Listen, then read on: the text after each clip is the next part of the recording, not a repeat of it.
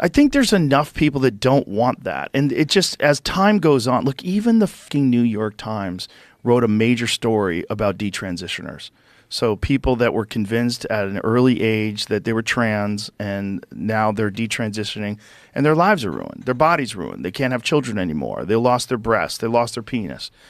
It's insanity. They just just had an 8-year-old kid that was taken away from his father because the father doesn't want the boy to be on hormone blockers and the mother does. It was happening in Canada for a while. Now I've seen some cases in the States, which is... This is what Jordan Peterson was warning people about in 2016 when I first met him. Yeah. And everybody was like, why do you care about what's happening in colleges? This is just fringe things that are happening in colleges. I'm like, those people are going to graduate and they're going to enter into the workforce, and it's a new mentality that exists. It's not a objective reality mentality. It's an ideologically based mentality that's going to change the world at large unless we stop it in its tracks. Like, they're not looking at reality. The fucking detransitioner thing, the fact that it's in the New York Times is big. But do you know why? I mean, there's a whole story that somebody wrote about it. It's because of trial lawyers. Everyone's going to get sued. And it's going to be a big fucking problem because you have thousands of people that have unfortunately given into this. Kids are extremely malleable. They're extremely easy to manipulate. They're extremely easy to influence. We've always known this. It's one of the reasons why you don't let children get tattoos. It's one of the reasons why you don't let children join the military. It's one of the reasons why you don't let children have children. It's one of the reasons why we have ages of consent, because we know that they're not young enough, they're not smart enough, they're not old enough to make their own decisions. They can be manipulated. So if they can be manipulated that way, why the fuck would we think they can't be manipulated by this emerging market, which is gender care? This gender-affirming care. Have you ever seen the map of, like, gender care from 2007 versus 2022? Have you ever seen that? Yeah, I saw it somewhere. Yeah. Here, I'll send it to you, Jamie, so you can take a look at it. But it's fucking bananas. It's a business. My friend, who is a doctor, told me that his friend, who is a plastic surgeon, who moved into gender transition care, he told me the difference between what that person gets paid for an arthroscopic surgery versus what they get paid for a gender transition. I forget what the number was for arthroscopic surgery, but for the gender transition, he gets $70,000 every time he does this. And he goes, and this guy is raking it in. He's doing them all week. It's so scary. It's the cure to all that ails for a lot of people. They think, oh, well, this is what's going to fix me.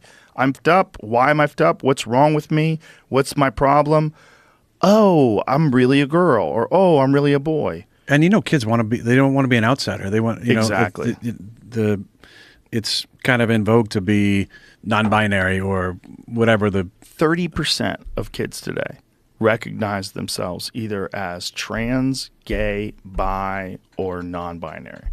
30%. Now look at this. Yeah. The pediatric gender clinics in 2007, there was 2. One was in Virginia, and one, it looks like it was in Massachusetts, and now look at them. They're all over the country. And this is in 2022. I mean, that's crazy. The idea that this is just, they're recognizing there's a problem that didn't exist, that existed all the time but wasn't being treated. That's nuts. That doesn't make sense, especially when you're talking about children. They're fucking kids. Yeah, they're kids. Kids. And there's a thing called Munchausen's by proxy. Yeah. Where sick women, will make their children ill. They will do it on purpose so that they get attention for their children. There's been women out there, evil, crazy people, that have poisoned their children. Yeah, I've seen a couple of the documentaries about it. It's nuts. Yeah. It's a psychological disorder, just like gender dysphoria. It's a psychological disorder. It's always been listed as a psychological disorder. And now in 2024, everyone who is a man who thinks he's a woman is brave and amazing. No one's sick. So you're allowing people that are absolutely perverts and sex offenders to go into women's locker rooms with a heart on, and no one can say anything. And if you say something, they will protest your business and shut you down. There's no room for any nuance. There's no room for someone to say, hey, listen, for some people, there's clearly this thing in them that makes them feel like they're in the wrong body. And if we are compassionate and if we are kind, we would want that person to be able to express themselves in any way they want that makes them feel better, that helps everybody. But also, there's perverts. But also, there's people that if they find out all they have to do is pretend they're a woman and they can go in the women's locker room and watch women change, they'll do that too. You see, I'm sure you've seen the guy in Canada, the 50-year-old man that identifies as a 15-year-old girl and got to change in the young girls' locker room and got to compete with these young girls. It's utter, complete insanity. Psychosis. Yeah. Yeah. First of all, you're 50. You're not 15. Period. That's not negotiable. You know, you live a certain amount of time, period. You can't say I identify as a baby and then wear diapers and have everybody take care of you. That's fucking crazy. But the fact that they're letting that, we are one step away from minor attracted persons being something that everybody's cool with. Because that's also on the agenda. And every now and then they sneak that out there. Every now and then you'll see it in universities, see people talking about it. We have this is this one malign group that has no support, minor attracted persons. Yeah. It's sick. It's sick. It's sick. It's sick. And the rest of the world is fucking laughing at us. Yeah. They're laughing at how crazy, especially Russia. They think it's hilarious. They're laughing at how ridiculous I bet you Putin's probably going to say something about that in this interview. I hope he does. Yeah. And he would be right. I just don't. I don't know why they're just so hell bent on going after the kids. Obviously, I think it's money. There's huge money in it. I think it's money, and it's also the waving the flag of woke. You know, I mean, it's just it's crazy. It's really weird. But you've had people on here talk about the development of the brain, right? And it's all the way to what? 25 for men. Young women develop earlier. They get their shit together quicker. But we know that in real life. Yeah, there's something about men we don't get it. I mean, I think back to the time when I was 21. Yeah, I was a fucking idiot. Yeah, just pumped up, full of hormones, and just driving too fast and doing stupid shit.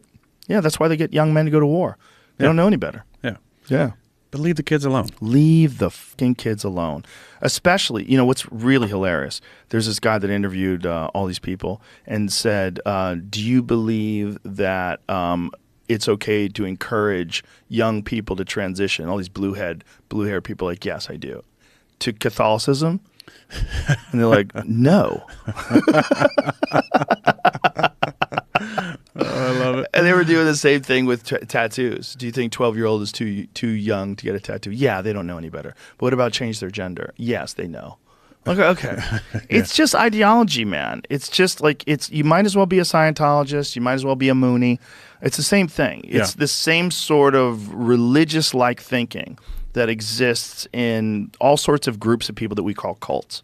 But we don't want to call these hardcore leftists. We don't want to call it a cult. But Mark Andreessen had a really good analysis of it on the podcast where he said it has everything that every cult has. It has strict adherence to the rules. It has excommunication when you get kicked out, how they can go after you, and it's devastating socially. It's like all the same things that Scientology does, all the same things that a lot of other cults do. But we don't want to look at it as a cult.